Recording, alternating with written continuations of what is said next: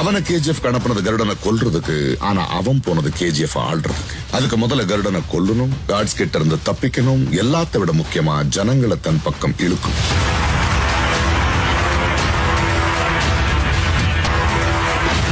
அங்க அந்த 3 கைதிகள்ல ஒருத்தனா வந்து எல்லாருக்கும் முன்னாடி கருடனை கொன்னா. வானரம் காட்ஸ் துப்பாக்கியை பிடிச்சு நின்னப்போ அது வரைக்கும் தலை தூக்க பயந்துட்டு இருந்த ஜனங்க ராக்கி மேல நிக்கிறத பார்த்ததும் காட்ஸுங்க தலைகளை மிதிச்சு முன்னேறினாங்க. மக்கள் ராக்கிய சுல்தானா ஏத்துக்கிட்டாங்க. நீங்க சொன்ன மாதிரி இந்த போட்டியில ஜெயிச்சு ஒரு கேங்ஸ்டர் இல்ல சார், ஒத்தையா வந்து புகுந்து அடிச்ச மான்ஸ்டர்.